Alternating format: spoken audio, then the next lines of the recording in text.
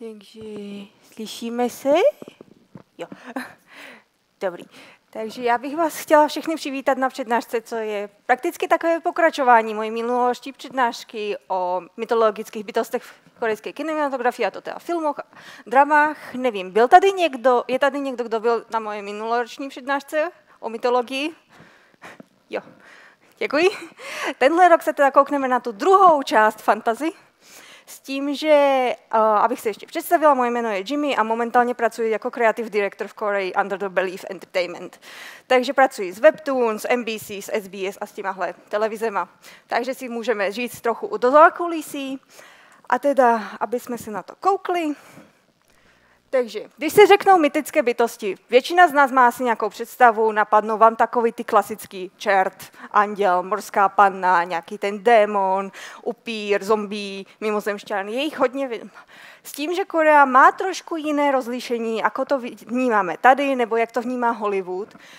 Tady si teda koukneme, že jaké bychom si přešli v téhle přednášce hlavně. Nemáme kompletně všechno, protože to by bylo na 2-3 hodiny, máme 50 minut. Takže, aby jsme si ujasnili jedno pravidlo. Korea stále funguje na tom, aby něco mohlo být vysíláno v televizi, tak to musí být pro lidi vhodné. Takže žádné věci, jako by napádaly k tomu, abyste skočili teda z mrakodrapu, protože když padnete na hlavu, dostanete nějaké magické schopnosti. Abyste šli vyvolávat démony, protože si můžete zahnat svého upíra. Ne. A kdo chce být v televizi, musí to být vhodné pro všechny diváky. Máme teďka ale už v obrazu Netflix, Disney, Wiki, hodně televizí, takže se nám to zvětšuje a rozlišuje se nám obzor. Taky jedno z pravidel, které v Koreji ještě stále je. Tak pokud se jedná o historickou dramu, nemůže se jednat o dramu, která je nějak nepodložená. Korea si stále hodně dává, aby to bylo založené na nějakých textech nebo něčem. Ano? Všichni byste určitě, ale já viděl nějaké ty. Jo, je to, ale jednak některé dramy, povíme si v přednášce, jsou dělány s tím, že jsou záznamy o nějakém viru, který se rozširoval, lidi pak byli divní, tak to nazvali jako zombie, v dnešní době upravili. A taky, když lidi byli, jak u nás máme historii o Bátoričce, že byla něco jak upírka, tak to takhle zobrali. Ale není to úplně tak. Ty všechny moderní, které teďka začínají vycházet, jsou hlavně proto, že jsou na Netflixu. A Netflix už si může dělat trochu jiné věci s tím, jak máme nastavené pravidla přímo v Koreji pro normální domácí televize. Takže kdyby se na to koukneme, tak začneme teda s hlavním, asi nejpopulárnější, který je, a vezmeme napřímo na jednu postavu, tak jsou to upíři. Každý z nás má představu o upírech. Základ, co vás asi první napadne. Nemůže na slunce, nemá rád česnek, kůl do srdce, stříbro, kříže, žádnej kostol. Korea. Yeah, let's make it different. Takže v tomto případě Korea většině funguje. Slunko? Ne, dajte jim slunečné okuliare, je to v pohodě. Trošku ma bolia oči, viete, tak I'm fancy in my Bugatti. Korea nerieši slunko. Cesnak? Tiež vôbec skoro. 0 bodov, tak asi v jednej drame z 25, ktoré zatiaľ sú. Teraz sme si povedali, koľko ich je dokopy v upíroch. Stále vychádzajú ale nové, momentálne sú v produkcie 3.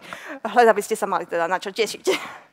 S tým, že pozrieme si teda na nejaké také tie z každého trošku, ako sa hovorí, tak máme tu prvé, čo je Vampire Flower hore. Je to z 2004. drama, s tým, že je to niečo ako Twilight. Pozrite sa, mladý upír na škole samiluje sa do baby, lebo mu voní skvele. Baba dokáže nájsť kvet, ktorý ho premení k životu.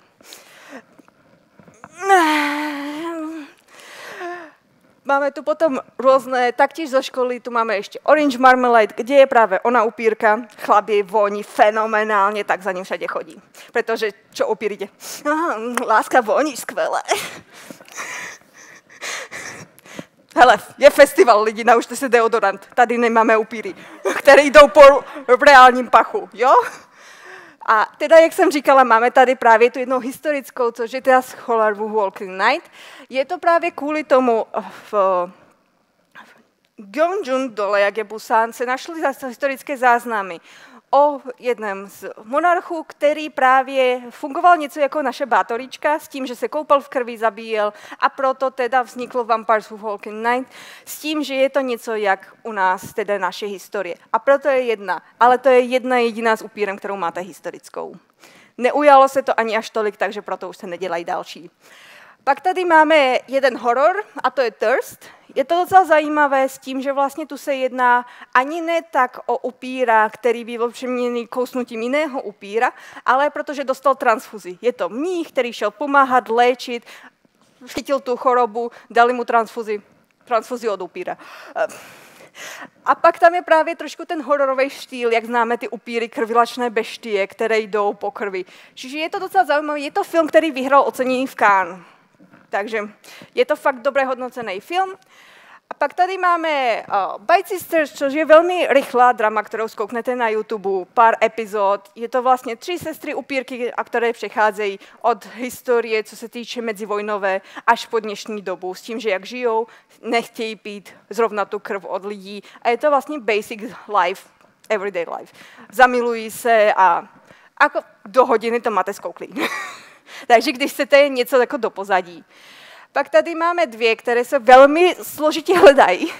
A to je Vampire Detective a Vampire Prosecutor. Skoro to jisté. Narodil se vampír, premenili ho. Rieši detektívne väzby, rieši ich na súde. Skoro to isté. Takže keď to budete hľadať, fakt musíte podľa obrázku s tým, že Vampire Prosecutor je urobený ešte aj remake čínska verzia. Takže fakt treba trošku hľadať. No a potom tu máme ešte Kissable Lips a Blood, s tým, že Kissable Lips je, ako sa slušne v dnešnej dobe hovorí, boys love drama, a kde vlastne krv najčistejšieho človeka ho dokáže premeniť dokáže premeniť upíra na človeka. No a Blood je vlastne upír, ktorý sa narodil ako upír, ale dokáže potlačať svoje schopnosti a funguje ako lekár. No a teda, teraz bychom si dali jednu menšiu súťaž o ceny a taky o sčípek. Ceny jsem dovezla přímo z Koreji, takže máte možnost si vyhrát. A to je právě k drame Vampire Idol, to je drama z roku 2002. Má 70 epizod po 30 minut. Obrovský úžasný cast. Kim Woo-bin, Lee So-hyuk, používali tam svoje jména. V té době ještě nebyli až tak slavní, teďka už jsou všichni oceňovaní. A teda ta challenge, která bude. Všimli jste si jméno prince? To celé je jeho jméno. V 70 epizodách to řekl 40krát. Kdo to dokáže říct bez toho, aby se nějak zakoktal, dostane cenu. To si to chce zkusit. Chce si to někdo zkusit teda? Všichni se bojíte, nebo co? Jo, klidně. No? Jo, za tou dvojtečkou, všechno to je jeho jméno.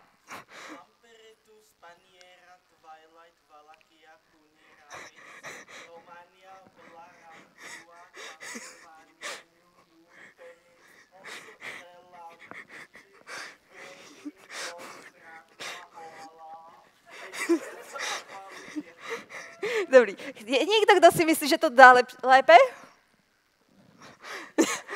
Fakt si nikdo netroufáte? O, vzadu?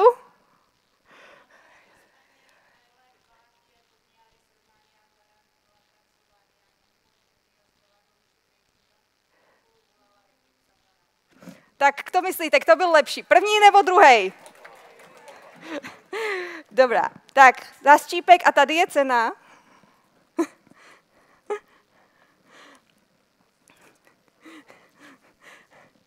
A teď si vemte, že on to své jméno v první epizodě řeknul 3krát. První epizoda má 30 minut. Z toho 2 minuty je opening.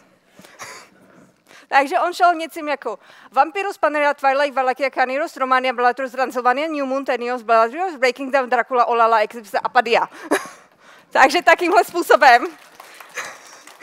A ještě tak pro vtipnou věc, když si to najdete. Opening vypadá jak Star Wars. Upíry žijí na jiné planetě a přicestují na Zem, protože mají rádi K-idols. A skupinu Girl Generations. Takže když si chcete držet brucho od smíchu, od bolesti, tak tohle. Dobře, tak se koukneme teda na další a to jsou zombie. Všichni zombie asi my u nás známe víc, když se koukneme na ty americké, nebo jak jsou Walking Dead a tyhle. Zombie jsou jak... Já se rozpadávám po cestě. Mozek! Odpadává mi tu půl ksichtu a vo většině nám je neukážou, jak celá ta zombie apokalypsa začala. Už jsou tady zombie, řešíme zombie. V Koreji právě to vzniklo trochu jinak, protože Korea jde na to vědeckým způsobem.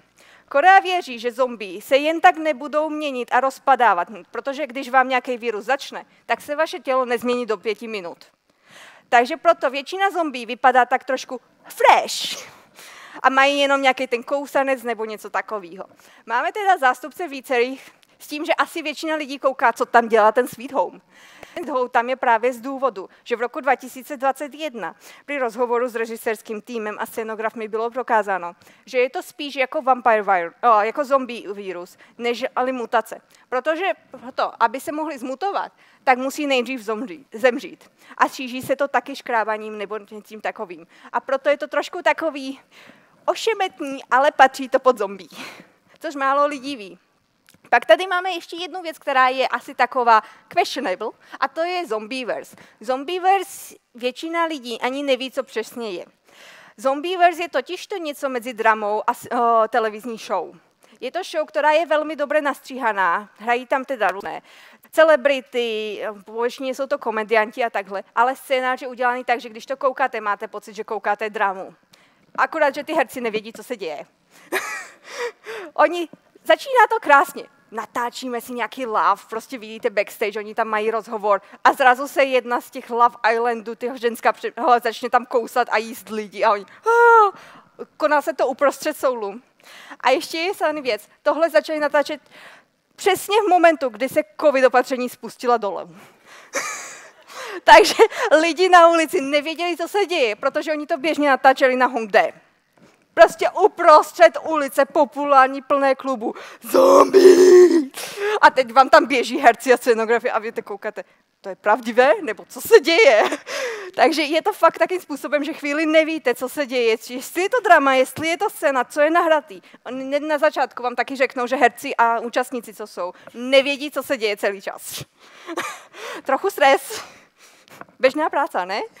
Pak tady máme teda 2 historické a to je přesně to, jak jsem vzpomínala.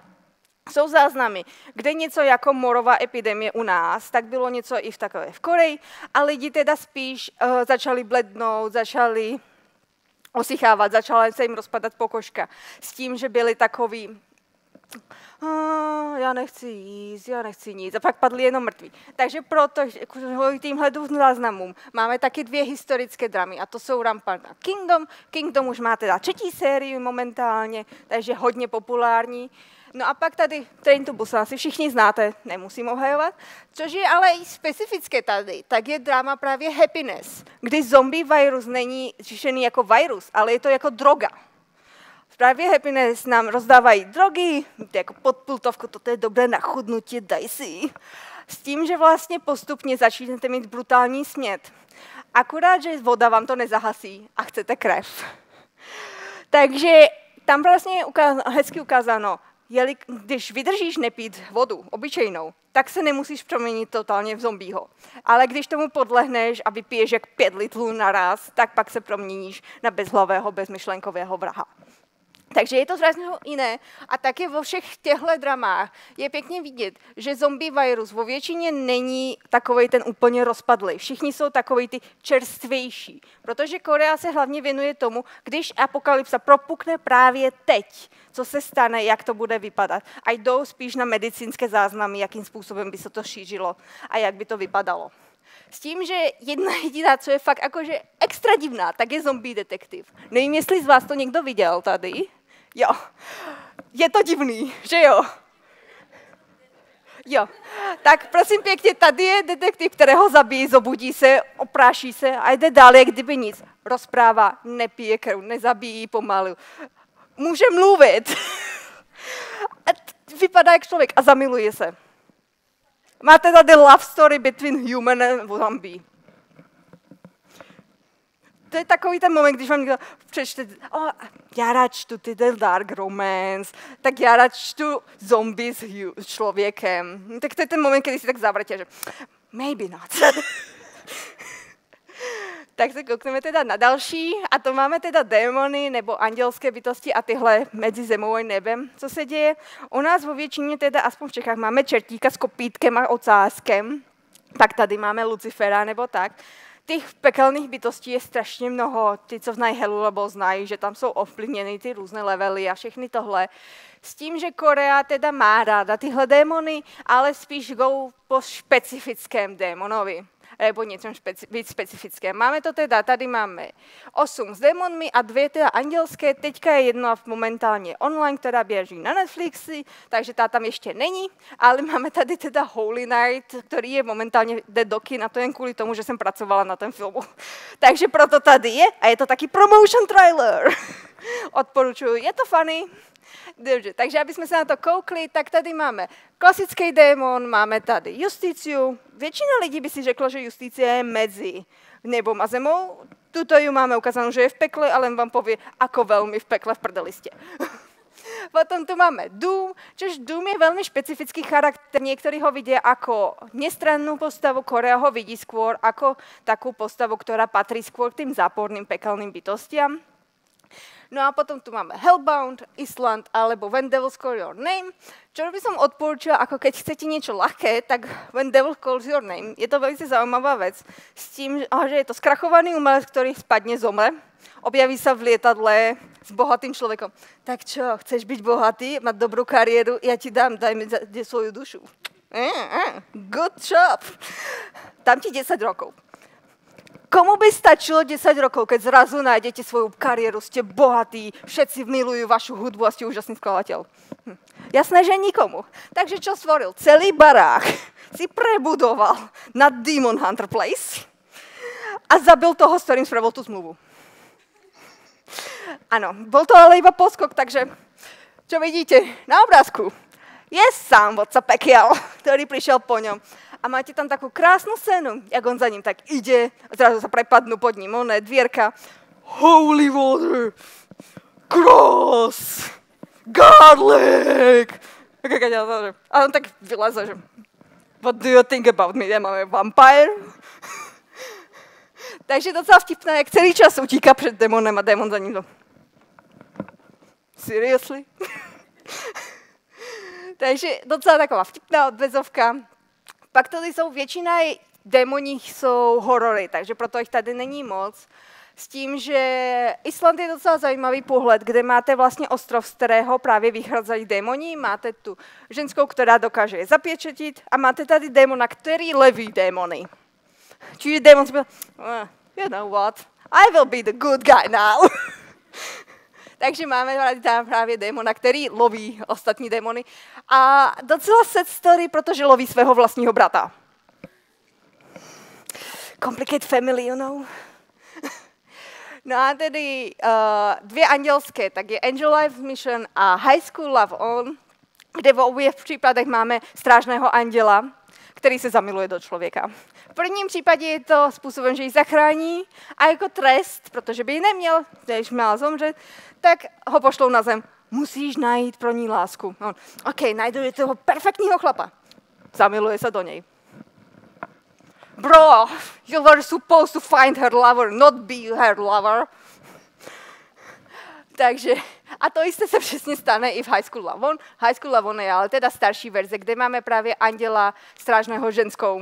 A na škole teda, kde se rozhodne být studentkou, aby mohla ochraňovat toho svého. No a teda Holy Days, co jsem vravila, je teda půjde teďka do kin. Je to novinka, kde máte, jak se říká, demons, devils have demons, we have a fist. Takže on má něco jako posvěcené pestě a přijde k démonovi, k člověku, co má démonáč. Punch! A démon tak vyletí. Na believe I can fly. Takže je to takový trošku zabavní, ale fakt jako loví tam. A je to teda v budoucnu, kde vlastně se církev, naše je zatím dobrá, tam se rozhodla vyvolat démony, protože, bitch, please, why? Not, we might be more rich. Takže se církev otočila a momentálně verí v démony a ne v Boha. Takže trošku tu máme oportunný dispozitný svet. Dobre, aby sme sa koukli na ďalší, tak to máme teda magické bytosti, priamo, čo majú rôzne magické schopnosti. Vo väčšine, keď sa povie mágia alebo niečo, tak čarodejnica, čarodejník, to sú také asi základné, čo nám napadne všetkým. V Koreji sa teda na to pozreli tiež, že ako čarodejnica, tak jasné. Nie je ich veľa, nikdy sa to až toľko neujalo. S tým, že máme tu dve, ktoré sú skoro rovnaké, a to je Witch Love a Witch Dinner. Obe mali hrozne zlý rating nakoniec, a to hlavne z dôvodu, že obe sa jednajú cez varenie spĺňa prania. Základná vec, keď niečo robíte, nerobte dokola to isté. To je to, čo nám tlkajú. Preto každý mesiac musíme vstúpiť 10 nápadov. A pak je tady Alchemist of Soul, čo asi všetci známte, dobre.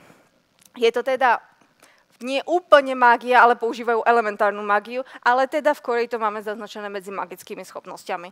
No a potom je tu Witch Story Open, ktorý je teda už druhá časť, kde máme vlastne študentov, ktorí si otvorili obchod s magickými pomôckami.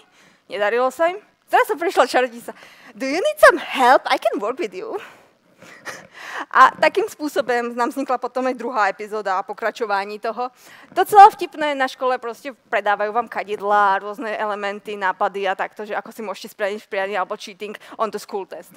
Takže docela fun. No a teda tá najväčšia kategória, ktorá v Koreji je, a to sú magické schopnosti celkovo. Tak máme okolo 180 drám so far. Ľudia, čo si fotíte, na konci je list všetkých drám, kde ich nájdete. Pre info len, aby ste to mali zjednodušené. Takže tie sme rozdielila tuto na vrodené alebo nadobudnuté. Ako som vravela, Korea stále na tom, nemali by sme podporovať, aby človek niečo urobil, aby sa pritom zranil a že možno zostane schopnosti. Preto tých nadobudnutých je o mnoho menej ako vrodených.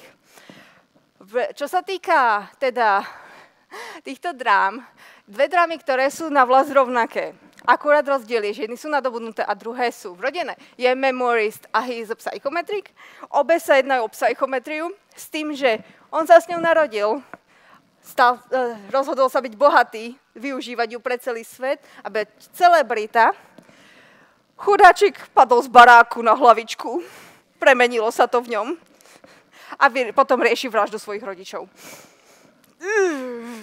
Trošku, povedzme si to úprimne, it's not drama, it's trauma. Takže na väčšiu drám, čo sú tuto v prednáške, odporúčam balíček servetiek. Jednak buď už plačete od smiechu, alebo plačete kvôli tomu, že je to depresívne. Takže môžete si vybrať. Každopádne slzy idú.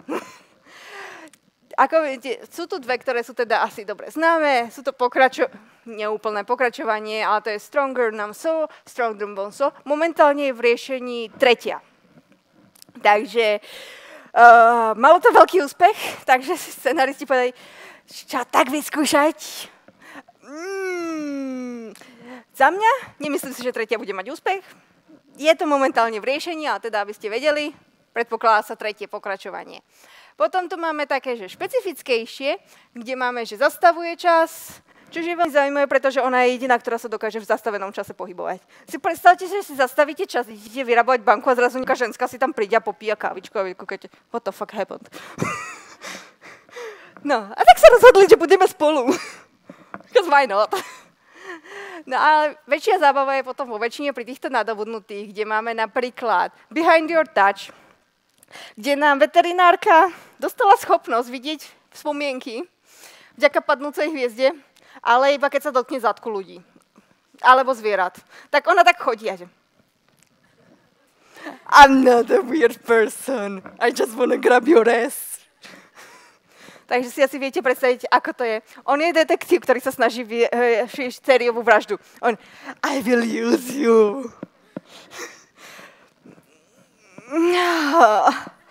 Ale predstavte si fakt ten malé mestečko, každý každého pozná. A zrazu tam baba proste takto chodí. Pretože zistila, že podľa toho, ako sa zadku dotýka, aké prstičky postlača, také myšlienky vidí. Takže to máte full masáž. A potom tam je ešte druhý typek, ktorý bol vlastne v ten istý moment s ňou a on zase vidí myšlienky, pokiaľ sa dotkne stehna. Takže týpek to zneužíva, aby vedel randiť s babami. Takže toto sa ti stalo.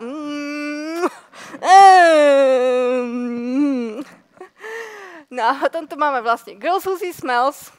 Viete, ako sa hovorí, že niektorí ľudia vidia, ako ide melódia alebo zvuk. Tak ona práve vidí zápach. Veľmi skvelé, keď idete do telocvične. Chodí potom takto. A takto. Takže asi si viete predstaviť, koľkokrát do niečoho vrámuje. Je to celá ale vtipná drama. No a ďalšia vtipná, ešte taká zaujímavá, je teda I Hear Your Voice, kde vlastne sa jedná o typka, ktorý počuje vaše myšlienky a všetko. Takže nosí non-stop slúchatka, až na to, že natrafí na jednu, ktorej nepočuje nič. Takže všetci začnú byť I can hear you. A čo sa prvé stane, keď stretnete človeka, ku ktorému konečne nemáte prístup do jeho mozgu, nepočujete 24/7 non-stop, čo im lieta v hlave, tak jasné, že začnete byť zaujímaví. Takže sa ju snaží dostať. Ona je sudkyňa, on je študent. Ona má svojho priateľa. Takže klasický trojuholník tu máme. S tým, že on sa fakt snaží, pretože zatiaľ som nikoho iného nenašiel takého. Ja potrebujem človeka, o ktorého mi nebude trešťať hlava, nemusím mať štuple so slúchatkami odhlučnenými, pretože s ním byť domov. Tak máme zápletku. Hold. A baba kúka, Potom využívajú na súde párkrát, aby vedeli, že čo sa reálne stalo. Takže docela zaujímavá vec. A trošku temnejšia vec je tu potom The Witch, kedy sa vlastne jedná o chemické pokusy na ľuďoch, kedy dostali následne schopnosti. Vo väčšine je to tá psychokinesis, teda dokážu ovládať takže dokážu otvárať predmety, čiže taký spôsob, že Jedi power a rôzne takéto, dokážu lietať alebo tak. Ale to je teda trošku taká, pokiaľ máte radi temnejší štýl, fakt, že tam tých ľudí trošku rozoberajú na kusky miestami.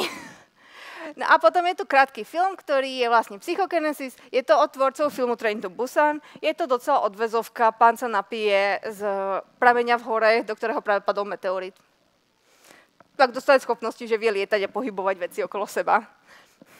A snaží sa získať vlastne svoju rodinu naspäť, ktorú opustil. A bojujú tam a všetko. Je to docela taká do pozadia, keď si chcete pustiť, veľmi ľahká vec. No a čo som vlastne ešte nespomínula, je teda Moving. A Moving je vlastne teda taká zaujímavá vec. Je to vlastne o všetkých kvantum ľuďoch, ktorí žijú v Soule a po celej Kórei, s tým, že majú každý rôzne schopnosti. A je to vlastne o tom, že od detstva ich majú a učia sa, že buď máte schopnosti a rozhodnete sa, že budete hrdina, alebo budete villain. Čiže celá drama začína tým, že máme ešte na škole chalana, ktorý je na základke, ktorý dokáže lietať. A potom tam máme ďalších a postupne sa to rieši vlastne ten vývoj toho, že ako dospievate, tak sa rozhodujete, akú životnú cestu si vezmete. Čiže je to trošku také psychologicky založené, nie je to len také, že od pozovka do pozadia, ak si chcete niečo pustiť. No a potom teda ďalšiu scénu, ďalšie schopnosti, alebo teda fantázie by sme si pozreli tam mimozemšťanov. Tí nie sú až toľko v Koreji populárni, nikdy to až toľko ľudí nechytilo, ale teda my vo väčšine vidíme, jak sú normálne v filmoch, sú teda vo väčšine modrý mužíček, zelený mužíček, sú rôzne farební, deformovaní alebo tak. Korea teda má rôzne pohľady na to, s tým, že máme buď teda, kde sú ako v ľudskej podobe, alebo máme potom, kde sú fakt ako mimozemšťania. Áno, je to Parasite. Parasite patrí medzi mimozemské. Nie je to mutácia. Kto pozná Parasite a kto videl korejský, tak vie, že vlastne padli túto mimozemšťané nám z planéty a osídlili ľudí s tým, že im vliezli do mozgu a zobrali im mozoček a potom si zobrali svoje, že jej, sme tu, ovládneme svet. S tým, že Parasite the Grey nie je Parasite, ktorý poznáte v anime, je to korejská verzia, ale končí tým, že sa nám tam objaví hlavný hrdina z anime verzie. Takže momentálne už sa finišuje druhá séria natáčanie. Takže sa môžete tešiť na to, že už sa to spojí s tým anime Parasite. Potom tu máme Duty After School. Neviem, či to niekto videl. Je to trošku taká trošku zaujímavá vec. Predstavte si, že sa zrazu objavia nejaké veci na nebi a vy ste študent, máte pred testom. A príde oznámenie z armády. Všetci študenti, ktorí sú momentálne, dajme tomu, v 4. ročníku na strednej, Budú musieť prejsť vojenským výcvikom. Ak prejdete vojenským výcvikom, stanete sa časťou armády, dostanete bonusové body na príjmačky na výšku. Čo by sa človek rozhodol? V Korei tie testy sú extrémne zložité, takže všetci jasné, že podpísali.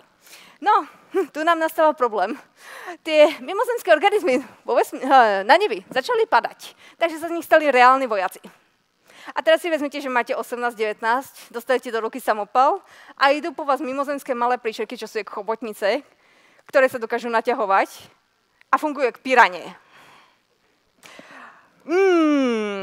Takže povedzme si to takto. Viete, jak funguje Hunger Games? Že vám zostane jeden alebo dvaja. Ten istý princíp.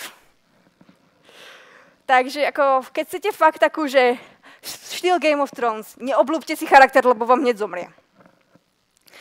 Ani hlavný charakter, ktorý vám ukážu od začiatku. Máte tam plus self-sacrifice, čože ako pozeráte, tešíte sa, že všetko už vyhrávajú. Prečo sa rozhodol zomrieť? A potom sa máte skip time a tak pozeráte, že dobre. Ale akože končí to fajn, všetci vyzomierajú, nájdu spôsob. Akože není to total depression. Iba tých 10 epizód. Potom tu máme teda komédiu a to je School Nurse Files. To je taká odvazovka proste, je to zdravotná sestrička, ktorá vidí rôzne mimozemšťanov, ale teda sú to skôr ako také bublinkové alebo rôzne také, s tým, že oni sa nacuciavajú na človeka a vyžívajú z nich energiu a hlavne dobré myšlienky a dobro. Čiže vlastne ona chodí na škole, kde ich je najviac a má taký glow stick a iba príde, že pip, pip, pip, pip, pip, pip, pip, pip. Takže je to taká docela vtipná vec s tým, že proste, keď chcete niečo odvazové. Potom tu máme film Alienoid, čo sú momentálne už 2 filmy. Je to docela zaujímavé, pretože tu máme spôsob, akým vo väčšine sa robia filmy v Amerike, s tým, že je to aj v kolaborácii s Amerikou. Máme tam niekoľko amerických hercov a je to vlastne mimozemšťan, ktorý padne. A prečo sa to volá Alien Droid? Je to kvôli tomu, že máme tu viacero mimozemšťanov a jedného chytia a Zem si z neho urobí putne ho do takého armoru jak Iron Man a vytvorí si z neho svojho bojovníka proti mimozemšťanom. Takže preto sa to volá Alienoid, pretože máte tu jedného, ktorý je kvázi premenený do androida. Docela zaujímavý film, ako fakt akčný. Ak máte radi Marvelovky, tak odporúčam.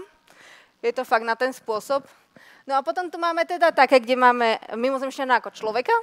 A to je Alien sám. Veľmi, veľmi stará vec. Máme mimozemšťana, ktorý je niečo skôr ako serpent.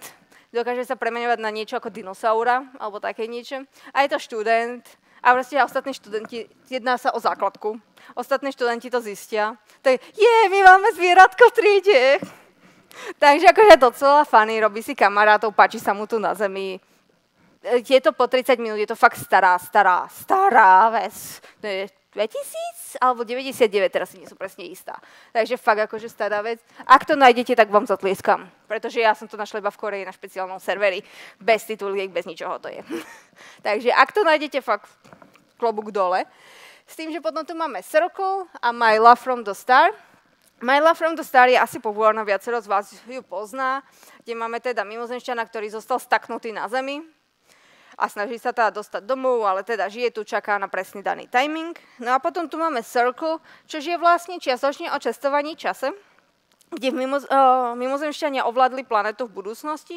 No a aby teda sa tomu zabránilo, tak sa vlastne dvaja bratia, ktorí tam sú, ako idete hore, tak jeden z nich vlastne precestuje späť do minulosti, aby sa stretol so svojím bratom a povedal mu všetko a snažili sa zabrániť vôbec tejto invázii a tým vlastne, že nájdu prvého mimozemšťana, ktorým je tá baba dole.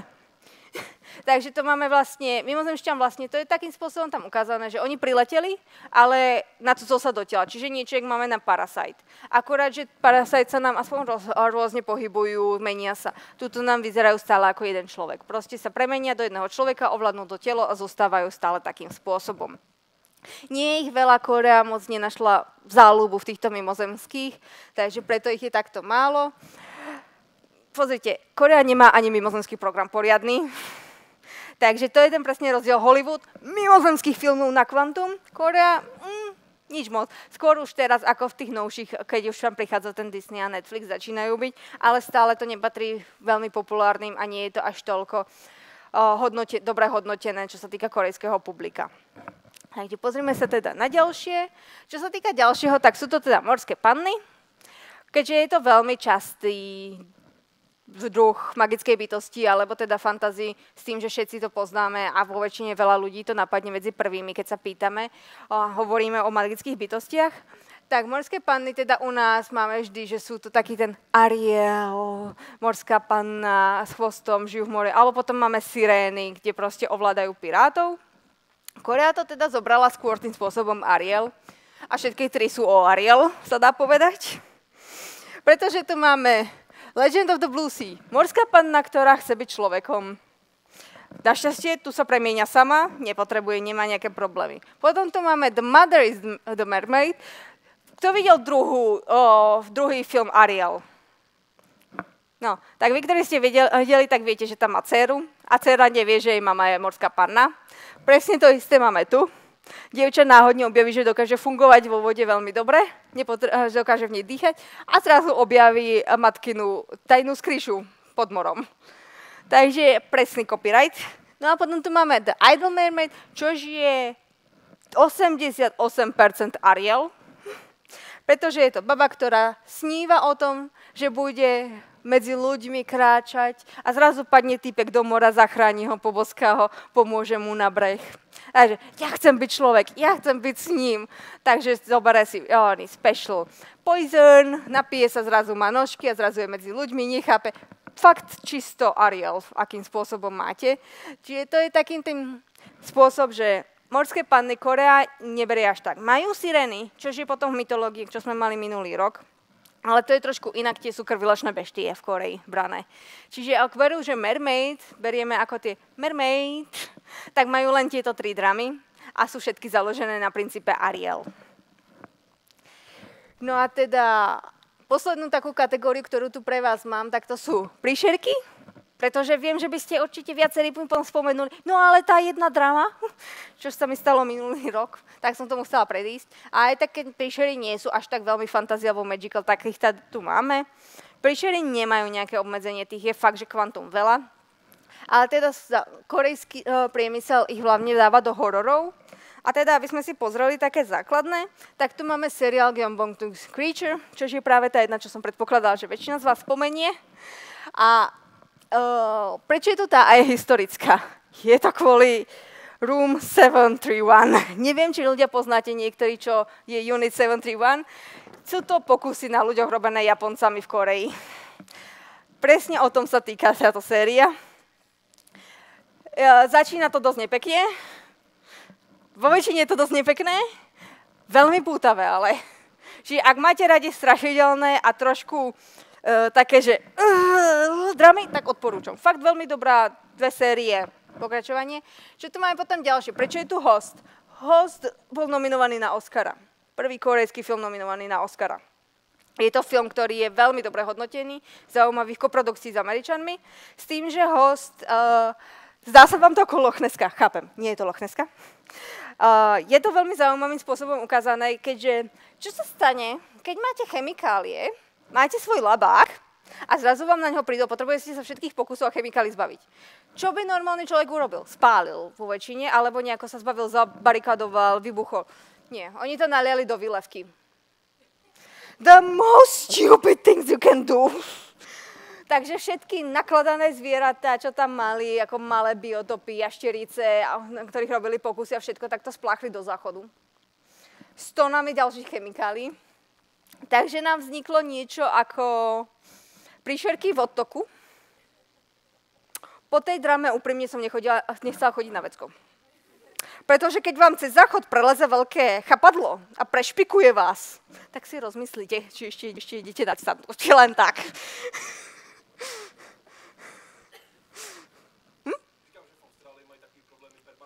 No, tak áno. Presne, ale kto by to chcel? Akože? Nikto. Austrália s tým, že oni sú zvyknutí. Ale keď si pozriete film, jak vám niečo... Áno?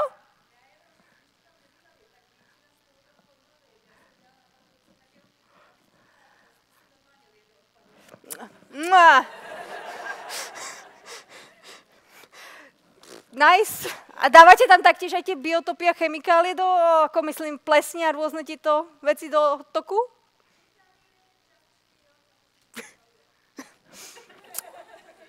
Ďakujem, nebudem chodiť do tej lokácie, kde ste. Budem si držať svoj odstup.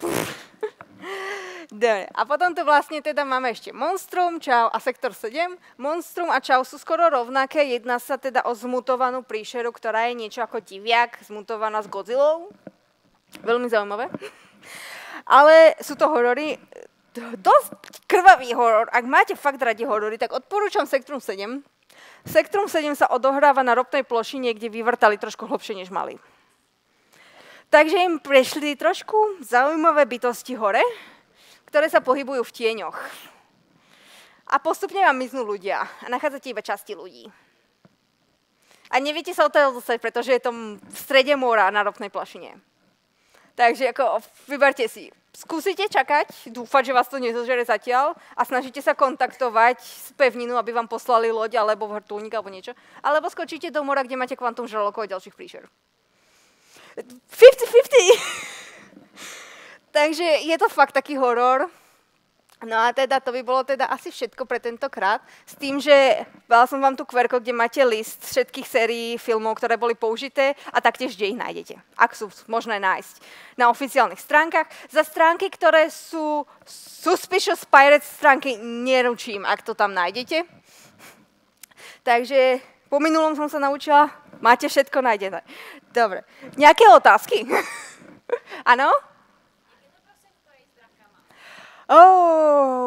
Majú draky, to sme mali vlastne minulý rok v prezentácii o mytologických bytostiach, majú skôr ako čínske draky. Čo sa týka drakov, hlavne ide teda Imugi, ktorý teraz je nová drama. Imugi je vlastne Serpent had. Oni v Koreji nemajú úplne drakov, jak my ich máme z Game of Thrones alebo tak. Majú skôr teda takých tých hadích, s tým, že Imugi je jeden z najznámejších z nich, pretože je to morský drak, ktorý sa chcel dostať medzi teda nebeských drakov. A sú teda dve legendy, buď pomáha ľuďom, alebo im škodí. Vo väčšine vo filmoch im ukazujú, akože im škodí. Áno?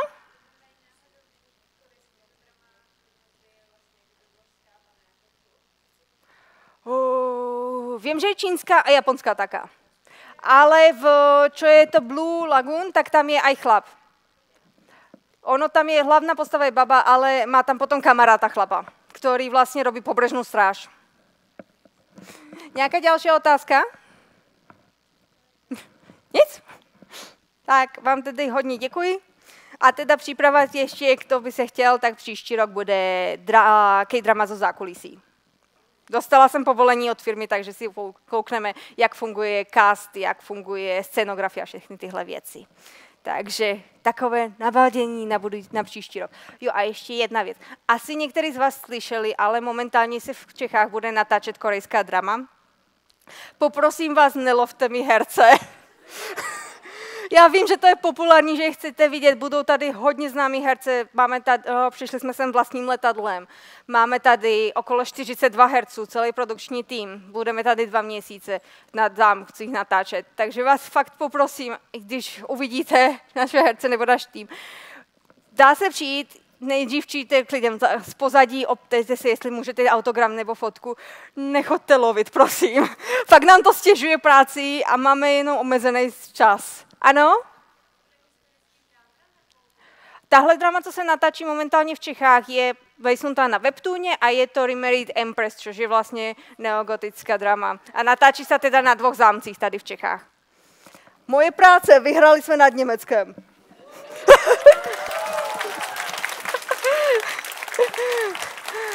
Takže momentálně lobuji tady za střední Evropu. Takže to bude tedy vše a moc vám všem děkuji za to, že jste přišli na tu přednášku. Děkuji.